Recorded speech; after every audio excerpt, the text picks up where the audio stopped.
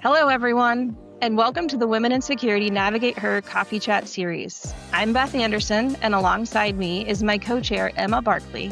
We're thrilled you've joined us today for a relaxed, candid conversation about building successful careers in security.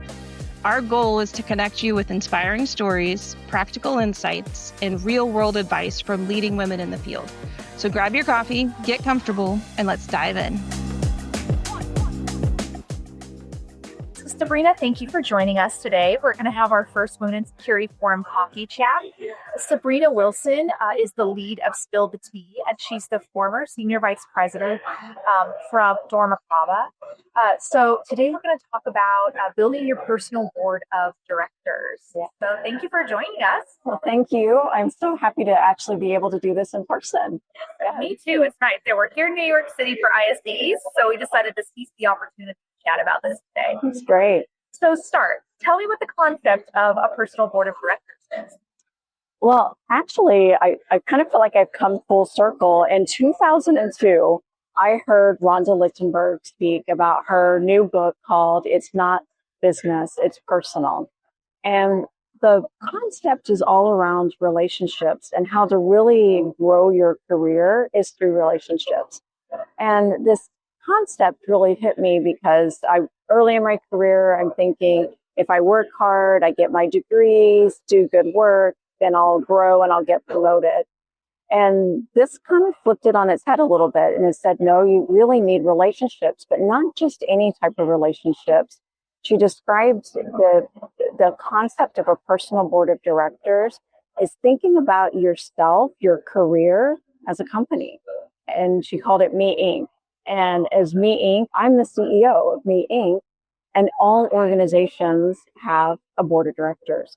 And so this is just like in your board of directors for your company is a group of individuals that you seek advice for. You seek to be challenged, to develop you, grow you. And that concept really resonated with me, and I implemented it for my career and saw tons of success with it. And so I share that concept with others because I want them to have the same level of success. What is the difference between a personal board of directors and, say, a mentor? Well, your personal board of directors are a collection of different relationships that include a mentor. A mentor is extremely important in your career, but relying on one mentor to be able to help you in all aspects of your career is asking really probably too much. So one of the relationships on your board of directors definitely should be mentor or mentors. I think it's a good idea to have more than one. But other relationships would be a sponsor or a champion. You should have allies, and you should have friends. Friends and family are a very important source of just advice, people that can really tell you like it is, pick you up when you're feeling down, tell you that maybe you shouldn't do that, or, be a little bit more frank and honest with you. So those relationships are all important on the board of directors. I love that. I mean, my husband is one person I talk to about my career all the time. He's definitely going to give me a different perspective than, say, my mentor at work, the office. Yes. So let's talk about diversity in general. How should the diversity of your personal board of directors be composed? Well, you want people from different backgrounds, from the different genders, different cultural backgrounds, because just like your stocks, you diversify because you want to have, better investments. Same with your people. If you have everybody that's from your current company on your board of directors and you haven't diversified beyond your company, then what happens when the company gets acquired or you decide to leave the company? Then you've limited your access. You also limit your perspectives that you receive. If you have people that all grew up the way you did, went to the same university, have the same type of background, their exposure to ideas is going to be very limited to what you have. And you want to have a diverse group of people in your board of directors because they have their own networks, but then gives you greater reach and visibility beyond your circle of people. I want to go build this personal board of directors. Where do I start? Like, how do I ask people to be involved? Well, So first start with thinking about who do you already go to when you need advice? You mentioned your husband. My husband is definitely somebody that I go to for advice. My sister, that I have, past bosses that I reach out to, people that already know me, know the quality of my work, um, and I can go to for advice or here. So you start with who you already sort of gravitate towards. And those are the people that you start with. But I think more importantly, what do you want to get out of it? And where are you at in your career? And then you start to seek out people that can then help you fill that gap. So very early in my career, I sought out people that had a lot of technical knowledge. Human resources is very diverse. There's compensation and benefits and recruiting and compliance and global mobility. And so I would needed to gain my knowledge in that space. I also, as an HR business partner, sought out people with business acumen. I've always had a finance person on my board of directors because you need to know how the business makes money to be able to help the business move forward. And then when I made the switch from a manufacturing to a commercial role, I had people that had deep commercial experience so that could help me understand how the business worked. So that's where I was in that stage of my career. More recently, as I'm 30 plus years into my career and I started to think about what was next, I knew I wanted to be more of a teacher and a coach and entrepreneur. And I started to add people to my board that have made that leap or that jump. So where are you in your career? Or maybe in your life? If you're a mama too. Right. When you were having your first, having people that had already, how did you do this? How did you have a career and have children? So your board may look like, other moms that you see having a successful career, and how did they do it? And you may want to learn from them because that's where you are right now. I love that. It's a big piece in self-awareness and also knowing the future of your career. And so sometimes you are going to have to switch out your board members. How do you navigate that? Well, you navigate it by just kind of where you are. I've never been like you're on my personal board of directors, so it always felt a little bit awkward for me. For me, it was more, I just made sure I always showed appreciation for the time the person invested in me. And I also found ways that I could reciprocate. How can I give back to that person or to someone else, whether it's making connections for them or, whatever it may be. You can always find a way to reciprocate. But sometimes as your needs evolve in your career and their experiences are going a different way, you may just talk less.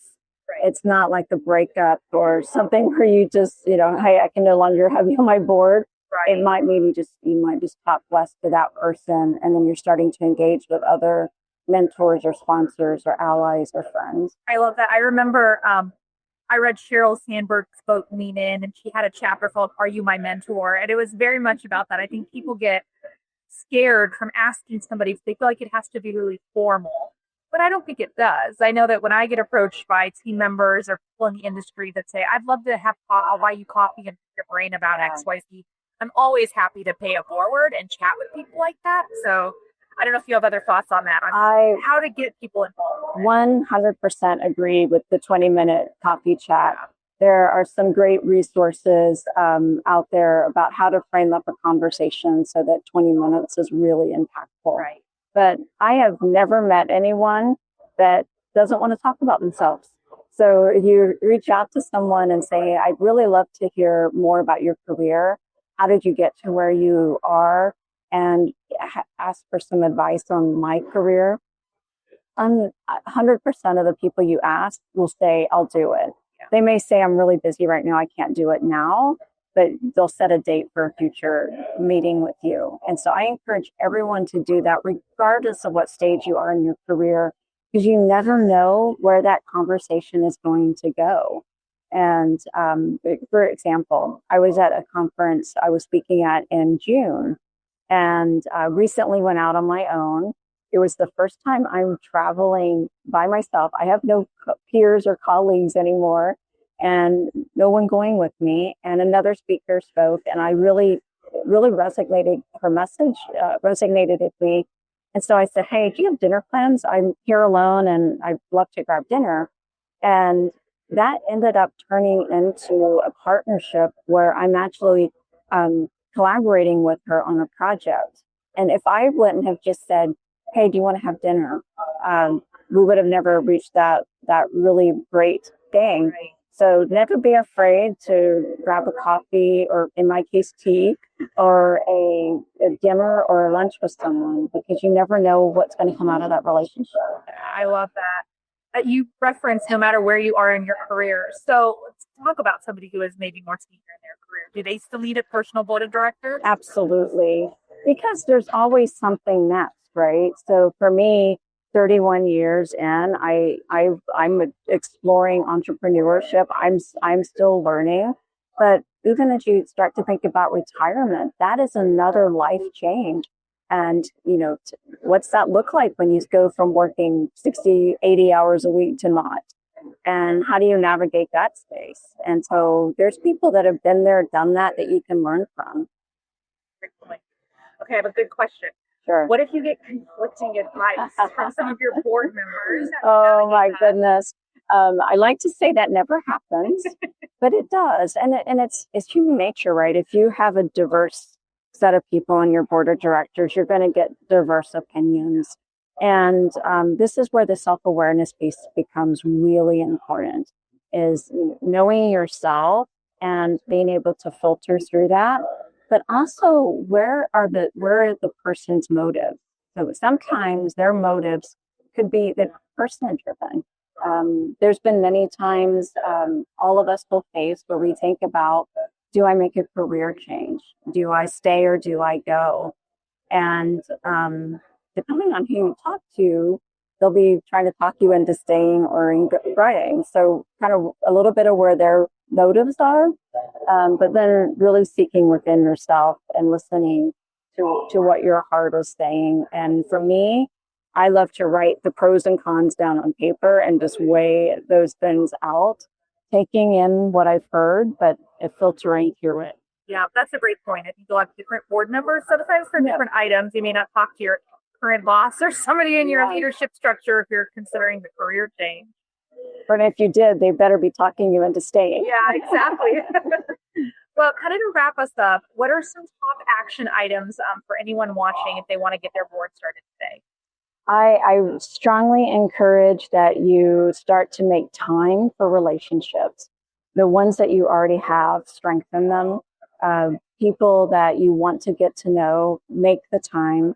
I would have in my calendar, I have tea and talk scheduled 3 months out just to touch base with someone, staying connected, because you just never know where those relationships are going to go. And you want to be there for that person as well. So keeping this relationship strong. And if you haven't talked to somebody in 10 years, but you've been thinking about them, just text them, send them that message. I've had a lot of people that will say, well, I haven't kept in touch. I feel a little bit weird about reaching out. I love it when I hear from somebody I've not talked to in a while and just catch up. And those can turn into some pretty interesting situations as well. I think that's a good reminder. Put yourself in the other person's shoes. If I heard from somebody that I hadn't talked to in 10 years, I'd be really excited to hear from her when they for this. So put yourself out there. I know it can be challenging. It can be. And don't let being an introvert get in your way. Right. I am very much an introvert. It takes energy to spend all day with people, but it's still very rewarding. And just pace yourself at what you can do, but make time for it. Yeah, that's great advice. Thank you. Well, thank you so much for sharing your insights Thank today. you. Now, I know you offer workshops on this topic. I do. And a whole host of other things. So how can people find you if they're interested in hearing more? Yes, thank you. So I'm Spill the Tea Consulting, T with just the capital T. And you can find me on LinkedIn, Sabrina Wilson, or you can email me at sabrina@spillthetea.net. And I would be happy to talk to you about this concept or others. And you're right, I do offer a workshop where we dive a little deeper and actually leave with an action plan. Yeah. Thank you. I appreciate this. Thank you all for joining us today. I'm Emma Barkley, and this has been a NavigateHER Coffee Chat with my co-chair, Beth Anderson. We hope you found today's conversation inspiring and useful as you navigate your own path in security. Don't forget to subscribe or follow us for upcoming sessions, and feel free to reach out with feedback or topics you'd like to explore next. Until next time, keep learning, keep connecting, and keep leading.